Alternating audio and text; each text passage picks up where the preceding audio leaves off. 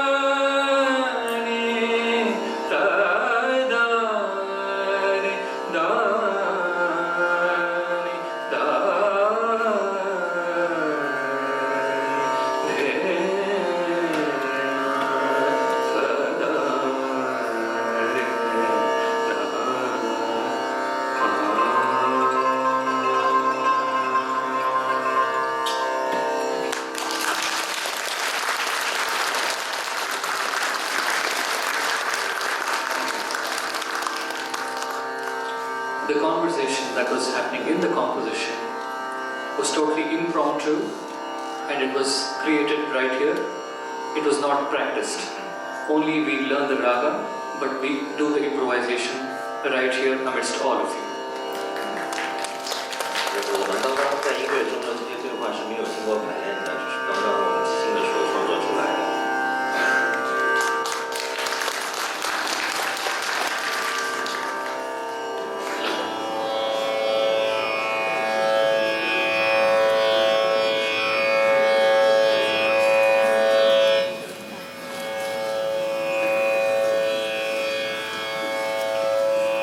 大家好，我叫者来，我是来自中国的河西走廊，甘肃的。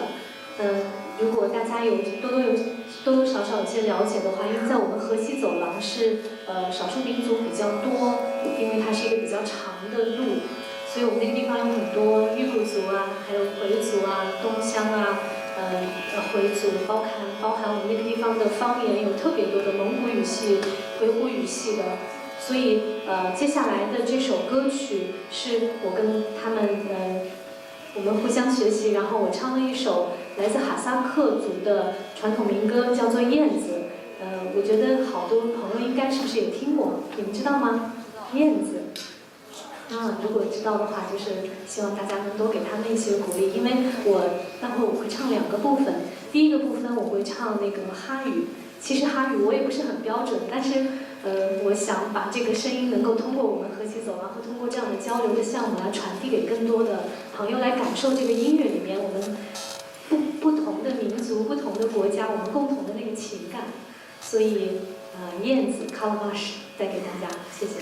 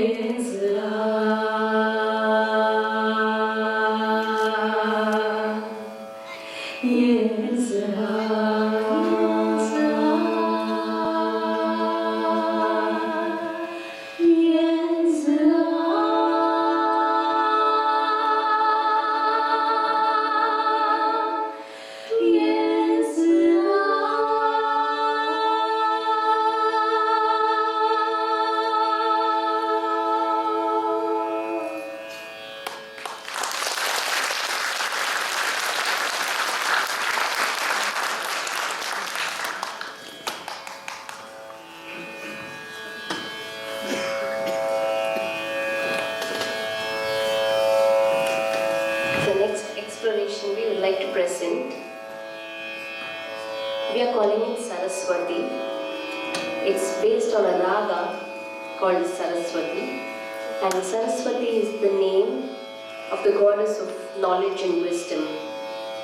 And Saraswati happens to be one of Zen's favorite goddess. So the next piece of exploration is Saraswati.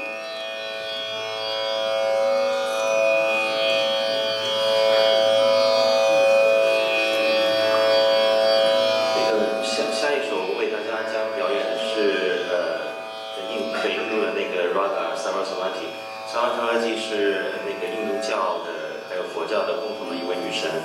掌握文化艺术、音乐，然后语言的女神，也是我比较喜欢和崇拜的一位女神。所以当我去印度的时候呢，我就求我的那个老师一定要教我这首这个 Raga Swati， 以她的名字命名的这个音乐。然后所以接下来我们将会为大家演这支 Raga。Originally, Raga Saraswati was practiced in the South Indian or the Carnatic classical music, which later on was borrowed to Hindustani system. So, and now we have Chinese musicians playing Raga Saraswati. So, Bindu here will demonstrate the Carnatic, authentic Carnatic version of Saraswati. Rutuja and I will do the Hindustani part, and Zangi will play the Saraswati as a global musician. 这支 Raga 其实是源于南印度传统的，然后北印度的印度斯坦音乐，然后就借鉴了这支 Raga。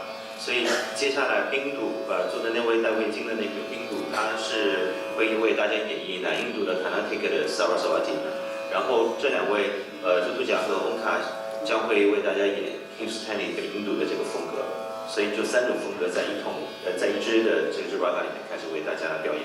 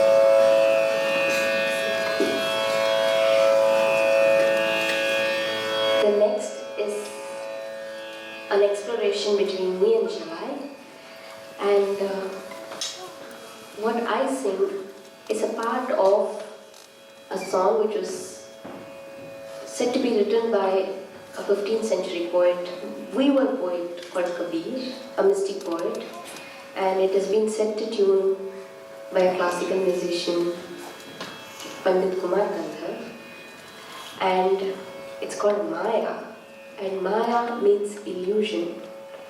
And Kabir says that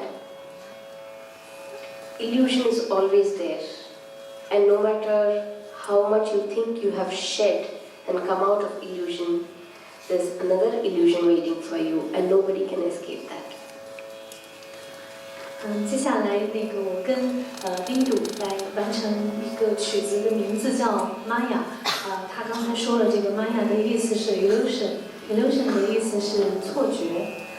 然后在这个曲子的演奏的方式，我们两个人也是通过即兴的方式。那在这个曲子里面，他在完成他唱段的同时，我会用我们西北地区的一个民间唱段形式叫做花儿，然后我会唱一首花儿的令子，然后这个令子它的然后我理解这个令和他们的raga 的有点相似之处，所以我用这个阴阳令。那为什么叫阴阳令？大家意思就是翻译过来就是死了都要爱的意思，就是讲一个爱情的故事。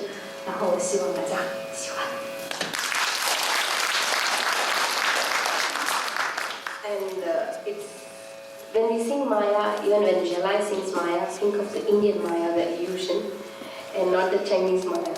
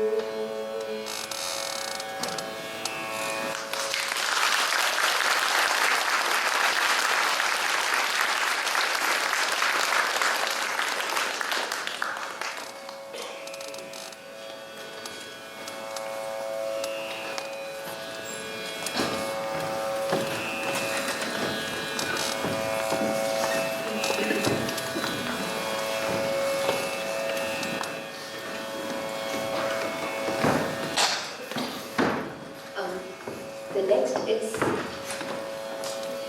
a small piece that we had learned from a group of Kunchu artists that we got to meet 2 years ago. So there was a little bit of an exchange. They learned a little song from us and they in turn taught us something. And of course we could not pick up their form or style, but since Chinese is a tonal language, they showed us the graph of how each word goes up or down or stays midway, and based on that wave, we created a tune in Rag Bhairavi.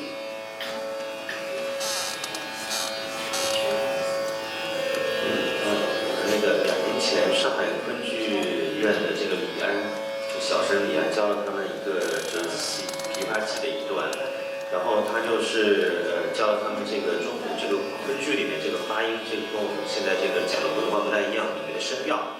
然后他们根据这个声调呢，然后就是做了这个，就是根据了这个印度的这个 raga 叫 Bhairavi， 是一些非常浪漫的这个 raga， 然后根据这个音调他们谱的这个曲。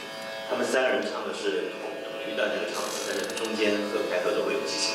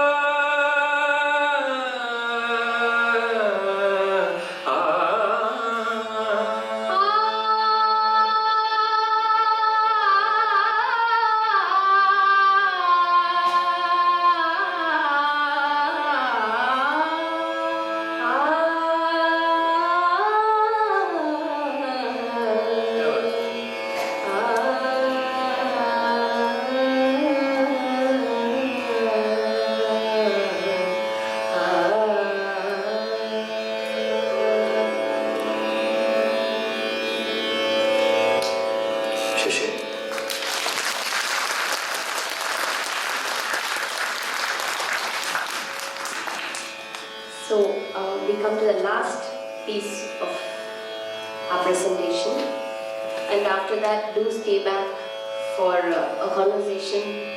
We're open for questions, and this piece again has been inspired from Zen's exploration, and he has a composition called the Green Thala, and what we have done with it is we are calling it the Green Tarana, and each of us have pulled out different ragas coming out of the tune that Zen has made the composition in, and so each of us take a different flight and come back to the root, which is the tune of Green Thala. 今晚最后一支曲子，然后是由我作曲的。我在没有去过印度之前，用中国的音乐音阶写了一个我认为很印度的这个曲子。但到了印度，跟他们三位碰面以后，发现说跟哪一支印度的音乐都对不上。然后我在演出的时候，他们说啊，你这个写的曲子跟我们3支不同的 raga 是匹配的，所以就变成了说，我这支曲子以后，他们3位都要分别演不同的 raga 来配合我这支曲子。这是比较有意思的一件事情。然后我本来写这首歌呢，是配的一个就是一个经文，一个绿度母心咒。然后呢，他们也因为是宗教的原因嘛，他们是不同的宗教，所以他们用重新填的词就是用这个特拉呢。特拉呢，就是说刚刚有说过，就是它是没有歌词的意义的，它只是为了配合这旋律，听上去更好听。所以呢，这首歌本来叫 Green Thala， 现在变叫 Green Thala。谢谢。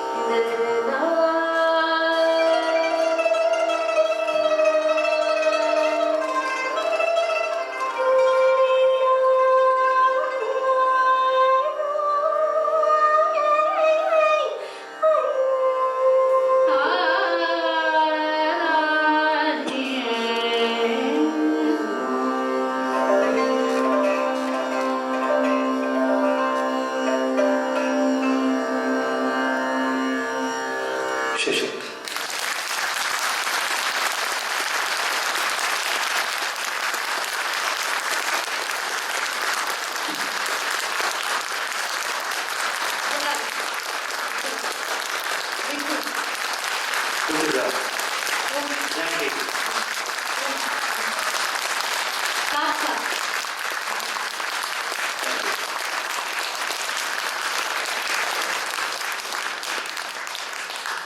Thank you for having us here, and we are more than happy to have a conversation with you.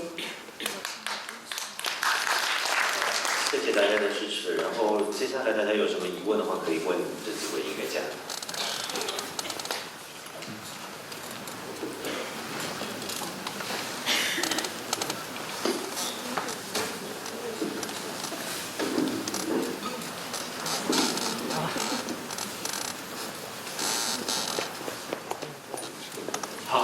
非常感谢各位艺术家的这个演出，非常精彩，谢谢啊。然后呢，我觉得呢，今天就是几首乐曲呢，都是我们可能中印两国的艺术家的合作，但是总体听起来还是挺和谐的。那我在想呢，可能有一个原因，就是我们今天呢，就是我们中国艺术家奉献的呢是琵琶，还有呢就是说是我们这个西北地区的这个就是唱法。那应该来讲呢，就因为琵琶它有部分也是从这个就是西域传过来的这个 DNA 在的，就是我们这个乐器和这个唱法呢都是有，就算以前古代是西域的那边的音乐的这个源流下来，那就是和北印度地区呢，其实地域上是比较近的，文化上呢可能在古代呢也是有交流的，所以呢就可能是会比较和谐。那我想问一下，就是几位艺术家，无论是印度艺术家还是我们国家艺术家，就是当时在合作的时候有没有也想过，就是和一些可能就比如说啊，像我们就是更加偏汉族地区、江南地区，比如说丝竹也好啊这种，或者说是我们一些可能汉民族的这种就是音乐的元素更多，就是有没有尝试这方面结合？那如果有这样的尝试的话，那这个当中是不是有一些比较有意思的这个结合或者融合在里面？就是当时有没有这样的一个体会在？帮你简单翻译一下。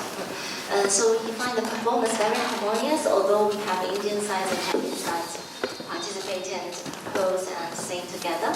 So his question is it because pipa is an instrument historically from the west of China, from Persia area and through the Silk Road, and also the singer Jalai, he also represents an area, a region which is close to the west.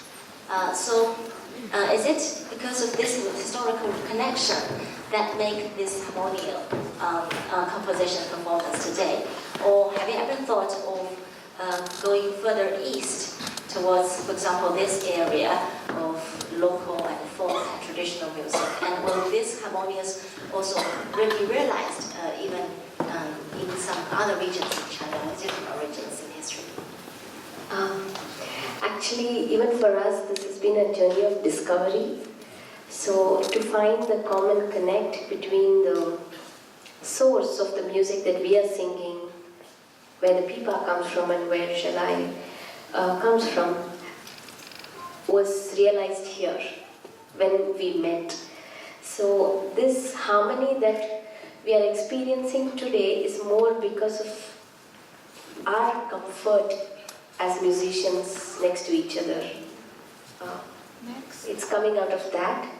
And if we discover more musicians and more styles, I think as musicians we will be trying to explore the differences and also the places where we meet. And again, I guess that will bring in the harmony in the music. 其实并不是我们特意去找了所谓在历史渊源上有关系的，才形成了你今天看到的这种和谐。恰恰是我们在相遇之后才发现了彼此，所以其实是在找到彼此的差异之后，才会有了一种你看到今天的这样一个学习以后的那种和谐的表达。所以其他的地区，在这样的一个逻辑下，其他的地区其实也是可以产生音乐上面的一种合作的。I'd just like to add one more point to what my friend Bindu said. Music is a universal language. It crosses all borders. So what in India we call Saregamapadani is Do Re Mi Fa Sol La Ti everywhere else. So even though we do not understand Chinese and you may not understand our Indian languages, there is one very strong language, that is music, and that connects us. I think that's why we are all in tune and we are harmonious when we sing together. 欧卡想补充一下，就是音乐本身呢，也是超越，它既有民族来源和历史根源，它同时又是一种超越性的语言。所以你看到的这个和谐，也是我们能够在一个旋律上或者一个调性上面共同表现，也是基于音乐的特点。然后我补充一点，就是大家今天看到的和谐其实是非常不容易的。因为印度音乐的系统和中国音乐系统，因为琵琶它虽然是来自于西域的，但是那么多年其实它已经汉化的很厉害。然后我们现在的品质啊什么都是丝竹，其实你看以前的弦是用丝做的，所以琵琶也是丝竹那个乐器之一。然后刚刚您听的那个昆曲啊，其实2年前他们跟李安是，因为他唱昆曲的原版，然后他们唱印度版的这个昆曲。是这样子的，所以已经有江南的这个汉的这个元素在里面了。然后它其实我觉得最主要的，我们这个项目跟别的不一样的是，我们是认真学习的对方，就他们认真学了这怎么回事，这中国乐是从五声音阶它怎么用的，他们也有五声音阶，他们的用法和我们的不一样。然后就包括琵琶，它可以演印度的音乐，但是你要弹出是真的是他们，不是我们中国人认为的印度味，而是真的是他们这个系统里面的这个东西。也是付出很多的努力，当然我也感谢泰瑞教授，然后资助我在2年前我去了班加罗尔，然后跟着欧卡老师学习了1个月，然后这才听到今天的和谐，要不然是没有办法和谐的。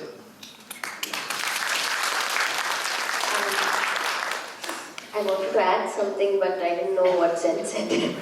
Can I say one more thing to what he said? So, apart from a few folk traditions in India, harmonizing in vocals is not a very popular practice in most of the Indian music, especially in the classical. So, there's been some sort of a breaking free thanks to this interaction which has happened here. So. 他也想补充一点，就是即便在印度内部，除了少数的几个民间传统里面的音乐以外，在所谓古典的这个印度斯坦音乐里面，并不是很追求和谐。就是说，今天你们看到的，大家互相理解，然后形成的一个和谐，是很不容易的，因为它不是一个常规或者说经常做的一个事情。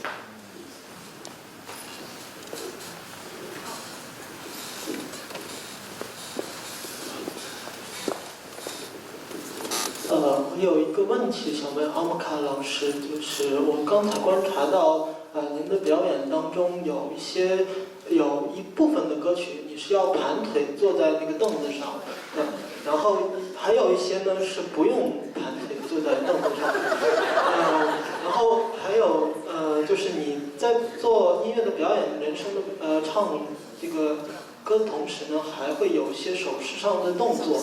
它是您个人的表演的风格呢，还是传承于自印度的某些传统？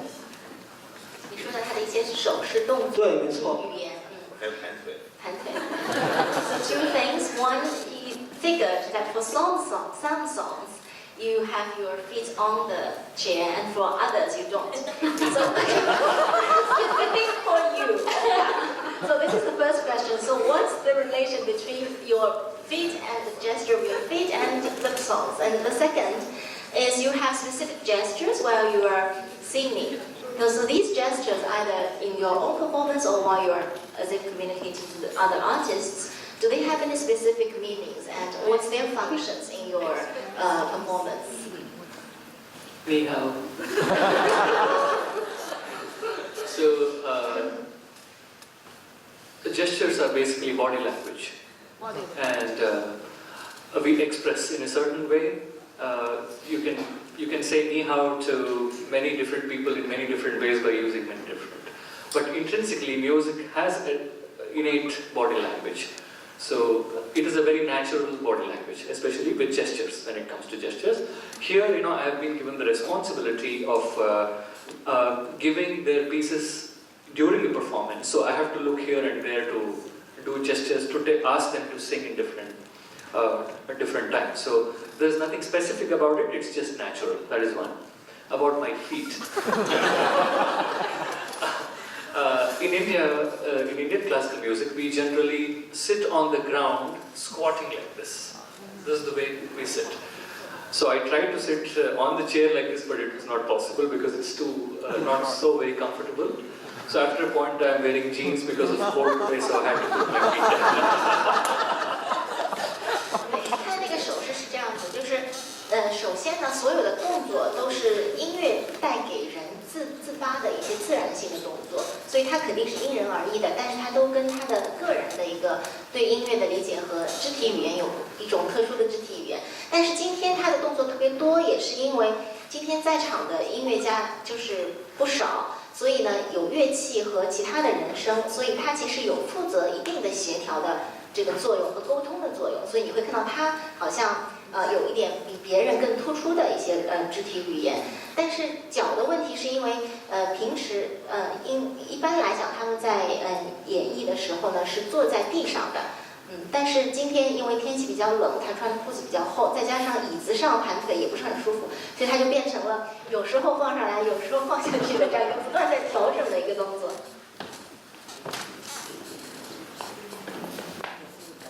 The person in the back, there.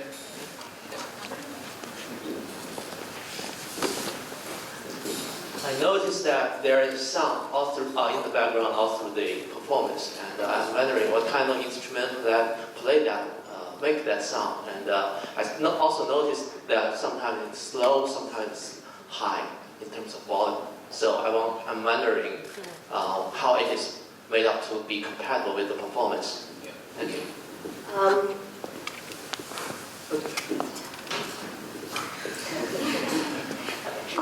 It actually depends on the composition we sing, the tempo.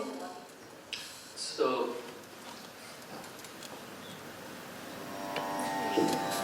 this is what you're talking about, right? So this is the drone. We call it tanpura. Tanpura. It's a 4-stringed instrument, but it's not easy for us to carry. It's not quite portable for us to carry from India. So this is the app which we use, which gives us the drone, which is our reference note on which we sing the tonic note, the reference note of the performance. And as you know that men and women have different pitches. So here to suit everybody's convenience, we were singing each pitch in each performance in a different pitch. And it is just not for the human voice, even for the pipa. Zangi prefers to play his pieces in the pitch C. So some pieces were performed in A and some pieces were performed in C. And the second thing is the tabla, the rhythm. This is the rhythm. So this is also a percussion drum, Indian drum. Of course, we couldn't find the live instrument and artist here, so this is the application version of it, which is accompanying on the performance. Bindu, you had something to say? And also the pace, the speed of the composition. So the rhythm. So rhythm also changes. The pace changes according to the composition which we choose. So there are compositions which are extremely slow, till the compositions which are extremely fast. In fact, the Zangi and I, the performance that we did, we started with the slow tempo, and in the middle I increased the speed. So that's what it is. There. Yeah.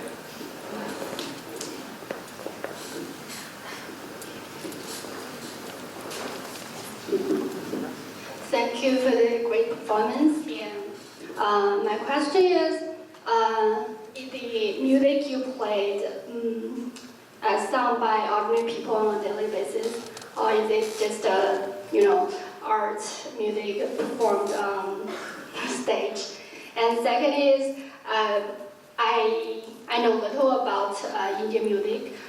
Before the performance, I imagine maybe there's some dance, and I noticed some gestures. Yeah. You cannot hold it. My question is, if you are not on the stage and you just sing the songs, maybe at home or among friends, do you dance while you sing?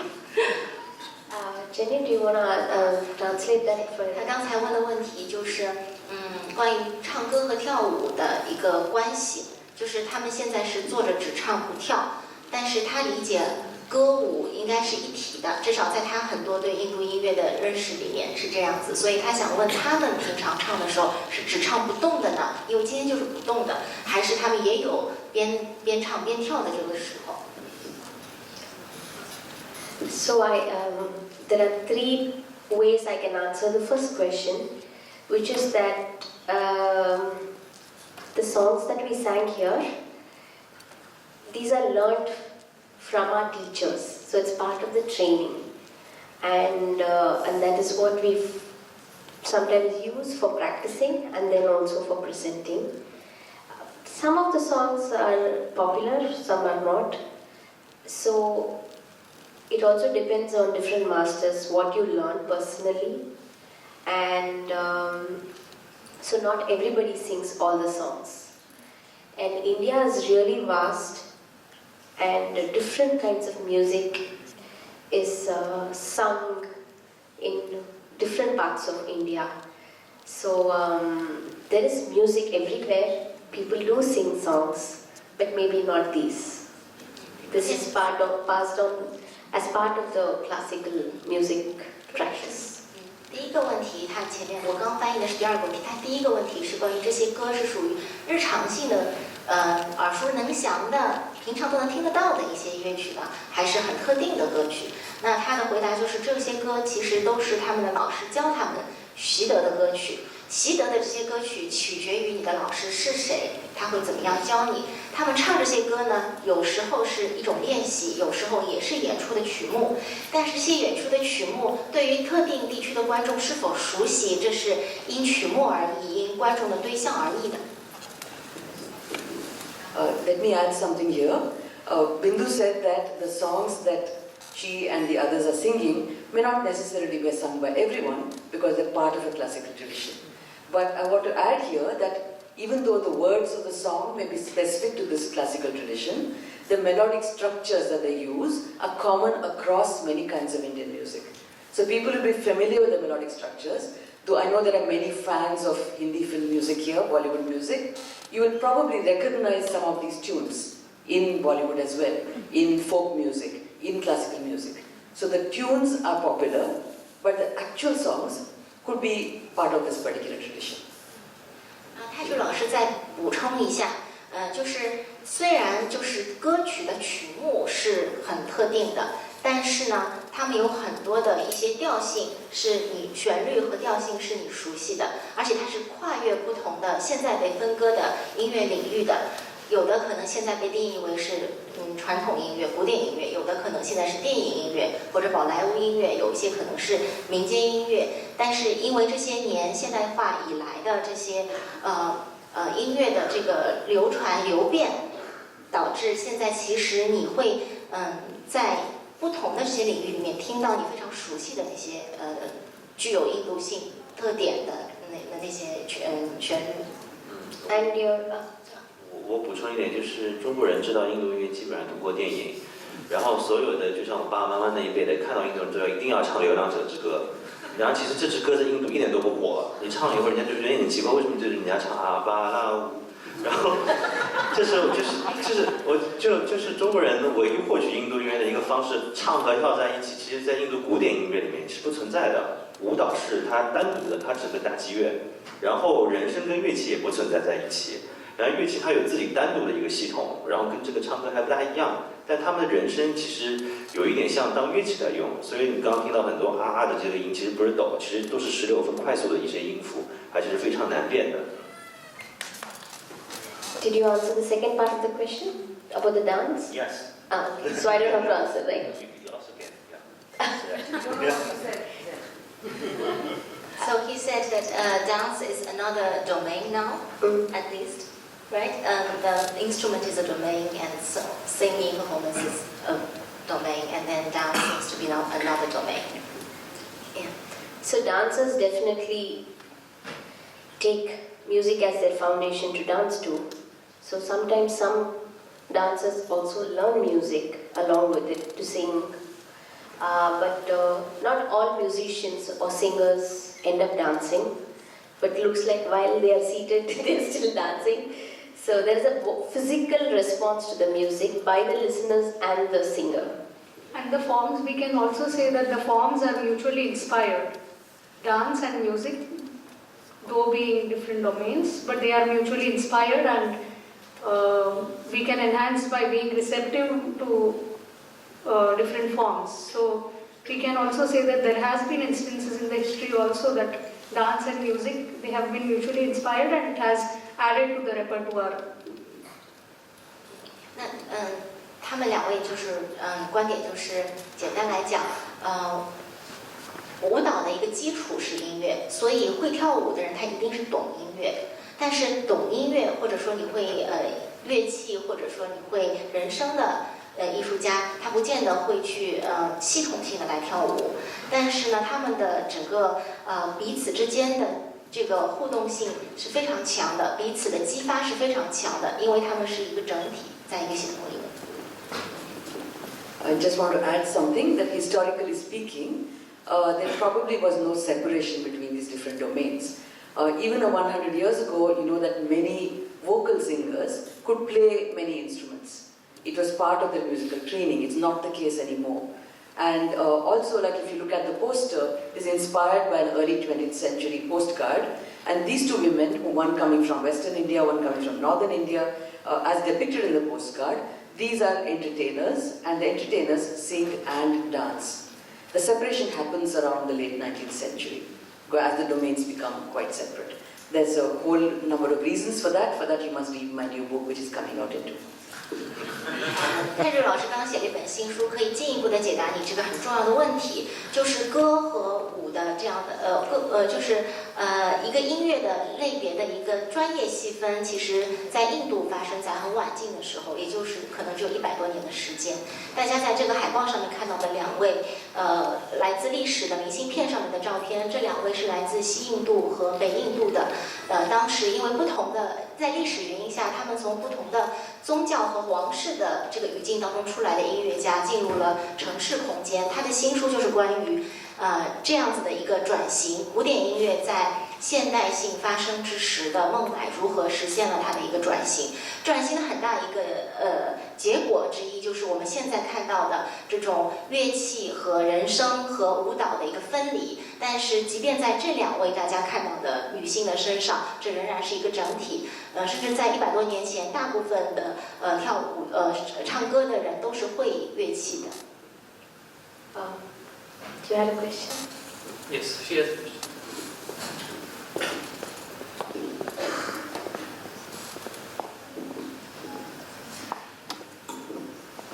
我就问两位中国的艺术家问题。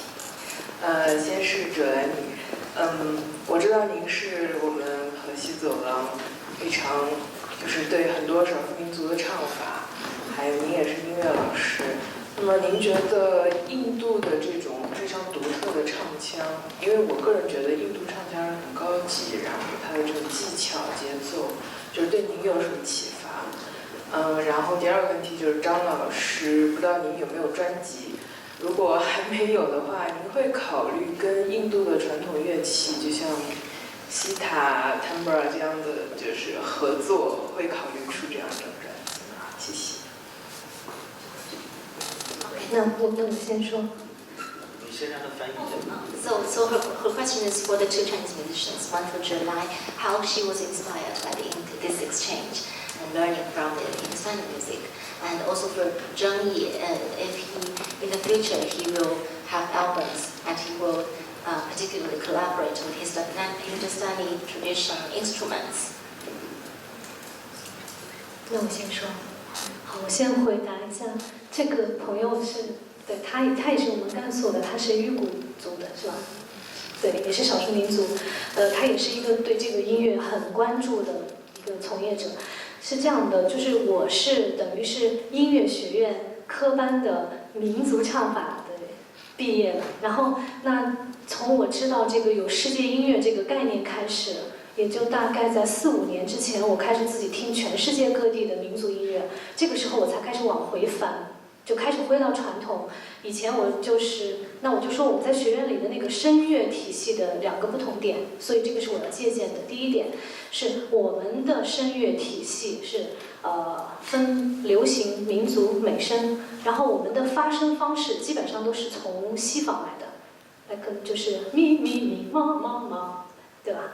然后大家稍微有所了解的就知道，那在这个的话，我们都是跟着钢琴哆来咪发嗦拉西哆这样子去练声的。这样的话，那我们唱中国歌的很多的韵味，就不如他们在学习声乐的时候，他们跟他们的那个噔噔叮叮叮叮噔叮叮叮叮叮，对吧？那这个里面它本来是有韵味和律动感的，还有他们的乐器这个他们有这个一个 BGM 在后面，那么他们的那个音乐的，大家就会觉得就像一个冥想空间一样照着你。那你在这个屋子里面，你怎么飞？然后他们有他们完整的音阶的体系，在这个音阶里面去做即兴。那么这个就是他们教学上我特别要借鉴的，因为这个在中国是完全没有的，因为中国就被框死了，就是在哆来咪发嗦这个里面。所以对中国的音乐发展是特别需要向印度的音乐体系来借鉴的，这是第一点。第二点就是那在这个我们这个唱法上，我们叫做声乐，他们这个基本上就是把人声当作乐器来练，对吧？大家能感受到就是非常多的衬词。那有了这个衬词以后呢，就不是固定的歌词了，大家能理解吧？就比如说我爱你怎样那美丽的什么什么，就是一旦这个歌词不固定以后，那每一个歌者，你的那个 soul， 你就可以自己的走。所以呢，第二点的重点就是他们有即兴的教学体系。在这个音阶里面，你可以做很多节奏的变化、音色的变化、角色的变化、神态的变化，包含你可以用你的 body language。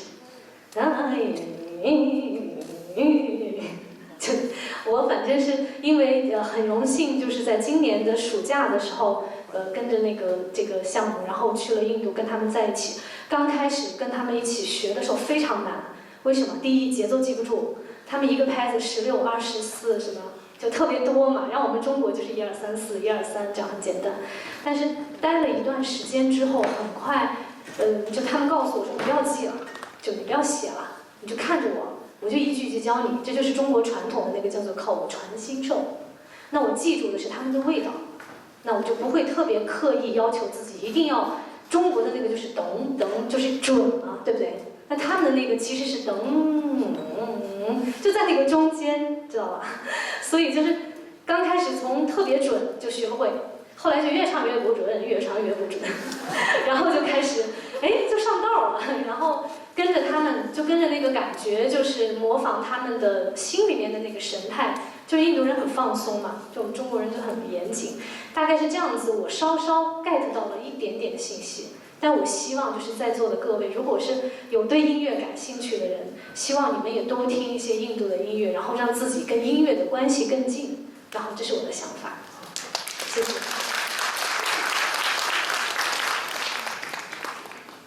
那个就是我接着哲来老师的那个话往下说。首先，我有专辑，但可能出乎大家的意料，我的专辑在虾米上是一个电子音乐，而且是电子舞曲。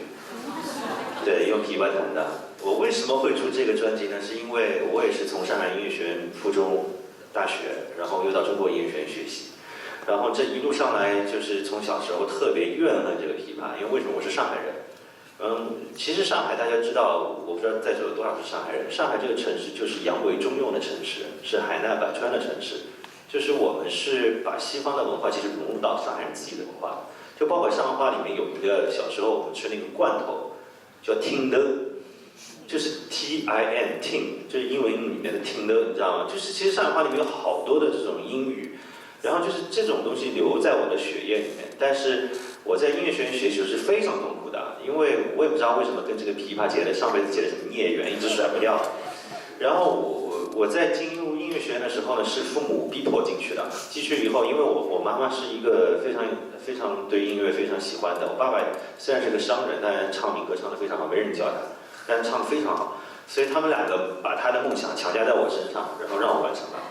所以我小时候一直跟他们拧着来的时候，在我记得的时候，我在进音乐学院的时候，我们那时候只有2个班，一个专业只能招2个乐器。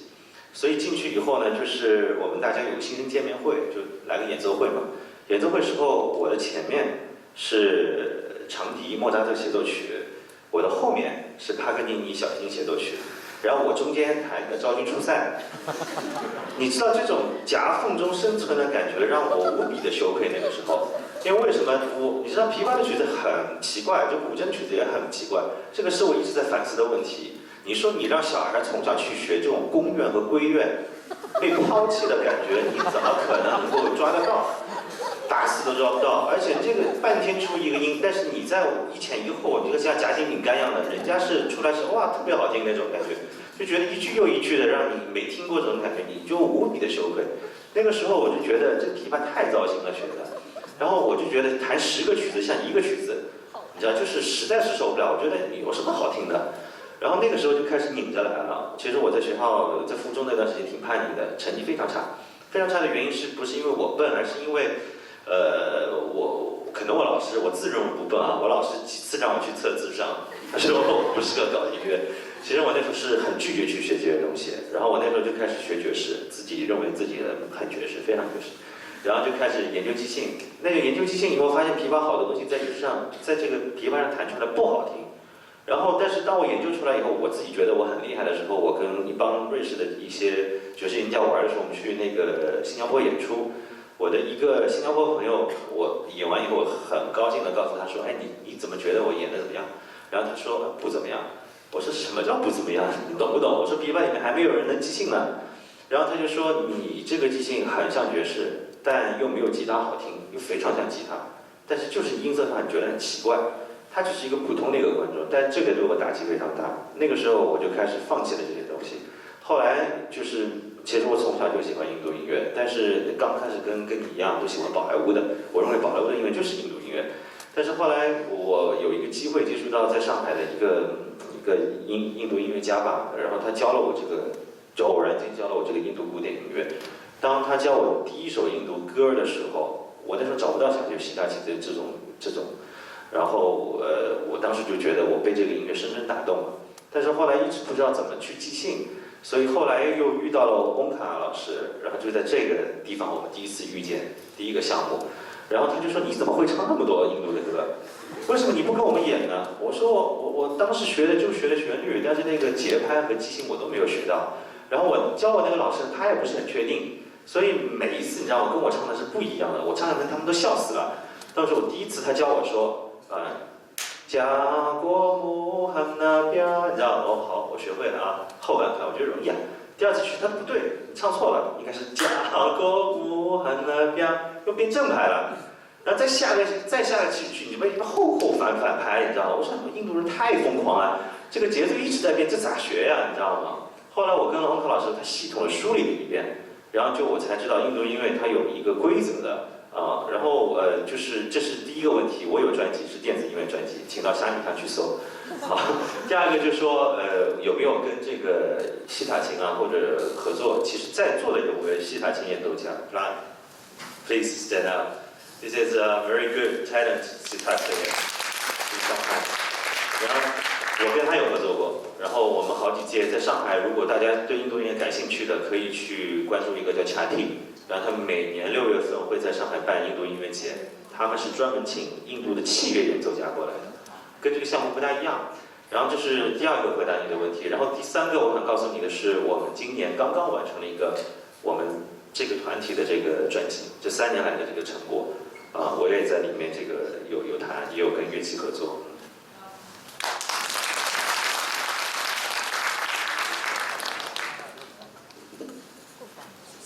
As we are coming to the end of this program, I just want to remind you, I think Jackie already mentioned it, we have 2 CDs coming out of the SAATH-SAATH project.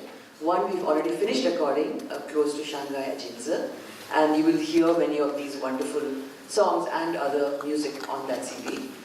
We have another CD that has to be yet recorded. This is our work with a Cantonese poet, and these are like songs sung in Cantonese but in Indian style, which is going to also be coming out. So 2 CDs from the SAATH-SAATH project. We have a documentary film coming out. It should be ready by June or July, and we hope to be back in Shanghai to sell the CD and to show the film. I think that Jenny will translate this. Also, she has one more announcement. 刚才接着关于这个 CD 的话题，其实萨特今年已经完成了1张 CD 的录制，我们明年还会完成第2张 CD 的录制。可能如果有机会的话，可能希望之后能够再回到上海来。一方面是这2张 CD 的一个出版和发布，另外是我们同时有一位印度的纪录片导演，也是跟 Tejaswini 老师常年合作一些研究型项目的纪录片导演 Narayanaswamy。他也对这3年进行了追踪的拍摄，最后会完成一部纪录片。所以我们这些成果到时候也希望能够以更丰富的形式跟大家见面。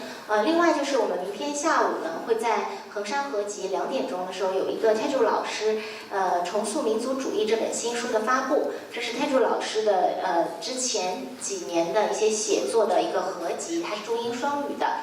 那这部的发布的现场呢，Tejaswini 老师也会讲他的之前的写作和他的新书，就即将以英文出版的那本新书，以及这个艺术项目萨特和萨特之间的一些内在的关系，就是他如何去跨越学术，然后又用音乐作为一个同时研究的对象，又让这个萨特的项目带着一个学者去进入到可能未知的一些学术的前沿。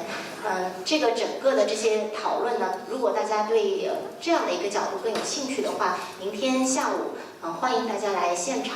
那Tejaswini老师除了讲座之外，也会有新书的签售活动。那我想在此因为今天时间。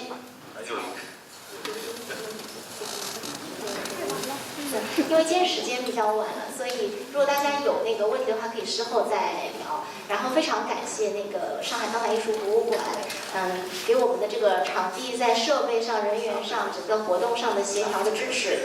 然后我们也很高兴3年之后能够回到这里来，重新做这样一个新的演出。也希望未来有更多的活动可以和PSA 合作。谢谢大家今天晚上过来，也谢谢我们艺术单位的